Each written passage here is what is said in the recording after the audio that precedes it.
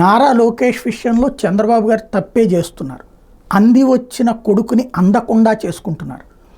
వాస్తవంగా ఏ పార్టీకైనా సరే సస్టైనబిలిటీ ముఖ్యం. అది వేరే పార్టీల వల్ల రాదు. మన పార్టీని మనం నెక్స్ట్ లెవెల్, ఎన్టీఆర్ తర్వాత చంద్రబాబు, చంద్రబాబు తర్వాత ఎవరు, అది చూపించాల. దానికి లోకేష్ చక్కగా అందిపుచ్చుకున్నారు. యువగళం పాదయాత్ర ద్వారా సుదీర్ఘ ప్రయాణం ద్వారా సక్సెస్ అయ్యారు. కార్యకర్తల్లో మళ్ళీ భవిష్యత్ తరం ఉంది అన్నటువంటి ధైర్యాన్ని ఇచ్చారు. ఎందుకంటే 74 ఏళ్ల చంద్రబాబు వచ్చే ఎలక్షన్స్ తర్వాత చూస్తే 80 ఏళ్ళు అయిపోతుంది. ఇప్పుడు కనుక ఓడిపోతే పార్టీ పరిస్థితి ఏంటి, ఇప్పుడు గెలిస్తే తర్వాత వారసుడు ఎవరు అన్నటువంటి భయమే వెంటాడినటువంటి వేళ లోకేష్ ఆ గ్యాప్ని అందిపుచ్చుకున్నారు, సక్సెస్ అయ్యారు. అట్లాంటి లోకేష్ని అసలు ఎందుకు ఎన్నికల ప్రచారంలో వాడట్లేదు? ఎవరి కోసం?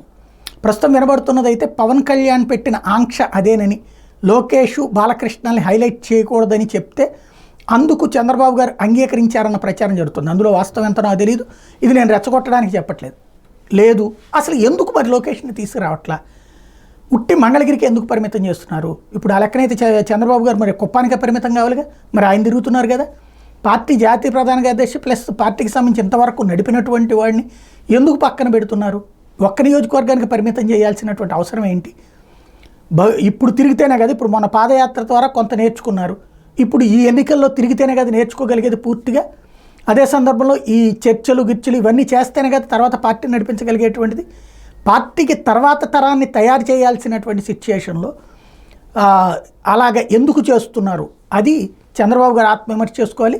లోకేష్ తన సమర్థత నిరూపించుకున్నారు. ఎవరో ఏదో కామెంట్లు చేశారని నేనైతే అలా పిచ్చి పిచ్చిగా నమ్మను. అతనిలో సామర్థ్యాన్ని అతని ఇంటర్వ్యూ ద్వారాను చూశాను. గతంలో ఇంటర్వ్యూ చేసినప్పుడు ఉన్నది, అట్లాగే అతని దగ్గర ఉన్నటువంటి ఏదైతే ఆర్గనైజేషన్ స్కిల్స్ ఏంటి అన్నటువంటిది మొన్న యువగళంలో చూసాం.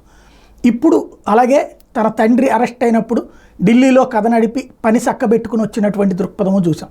కాబట్టి అన్నీ చేతనైనటువంటి మనిషిని పక్కన పెట్టడం అన్నటువంటిది ఎందుకోసం ఆత్మవిమర్శ చేసుకోవాలి.